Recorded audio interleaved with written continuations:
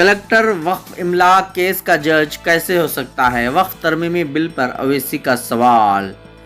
इतवार के दिन असदुद्दीन अवैसी ने कहा कि नरेंद्र मोदी कह रहे हैं कि वक्फ तरमीमी बिल के सेक्शन 3 के तहत अगर हुकूमत ने वक्फ जायदाद पर कब्जा कर लिया है तो ज़िला कलेक्टर इस तनाज़े को हल करेगा। ताहम एक कलेक्टर अपने मामले में जज कैसे हो सकता है? क्या यह कुदरती इंसाफ के उसूलों के ख़िलाफ़ है? अवैसी ने कहा कि 6 रियासतों में हुकूमत ने 200 से ज़्यादा वक्फ जायदादों पर कब्जा कर लिया है। क्या कोई कलेक्टर तस्लीम करेगा कि एक जायदाद वक्फ है? कोई कलेक्टर हुकूमत के ख़िलाफ़ फ़ैसला क्यों देगा?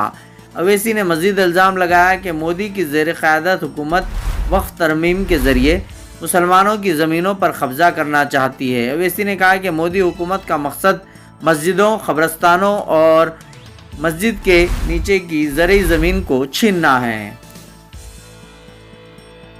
All India Muslim personal law board की तरफ से ये फैसला लिया गया कि जितने नॉन बीजेपी चीफ मिनिस्टर्स हैं उनसे जाकर मुलाकात की जाए।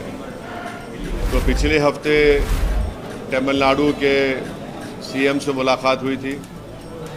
कल जाकर all India Muslim personal law board के प्रेसिडेंट मौलाना खालिद सैफुल्लाह रहमानी साहब, तेलंगाना के चीफ मिनिस्टर जनाब रेवंत रेड्डी साहब से मुलाकात की है और हम लोग इन मुलाकातों में ये बता रहे हैं कि जो बीजेपी एनडीए की गवर्नमेंट ने जो वक्फ अमेंडमेंट बिल लेकर आया है वो उसके ख़तरात क्या है, उसके डेंजर्स क्या है और उस बिल में वक्फ को बचाने के बजाय वक्फ को बर्बाद करने का वो बिल है।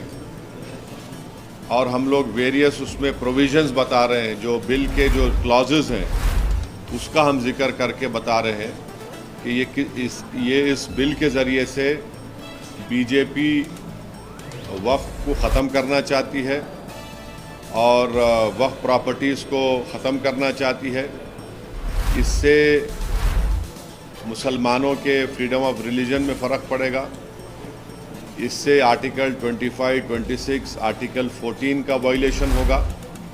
तो ये पूरी कोशिशें की जा रही हैं पर्सनल लॉ बोर्ड की तरफ से और फ्यूचर में personal law board public meetings भी करेगा और उन तमाम अपोजिशन पार्टी के लीडर से भी मुलाकात करेगा जिन्होंने वक्फ बिल की अपोज किया है। जैसा कि YSR पार्टी भी है, उन्होंने भी पार्लियामेंट में उसको अपोज किया है और आइंदा वक्फ बोर्ड की तरफ से all India personal law board की तरफ से भी जाकर आंध्र प्रदेश के चीफ मिनिस्टर चंद्रबाबू नायडू साहब से भी मुलाकात की जाएगी और बिहार में जो all India Muslim personal law board के जो ज़िम्मेदार लोग हैं वो वहाँ पर भी JDU के और हमारे चिराग पासवान साहब से भी वो लोग मुलाकात करके इस वक्फ बिल के बारे में बताएंगे।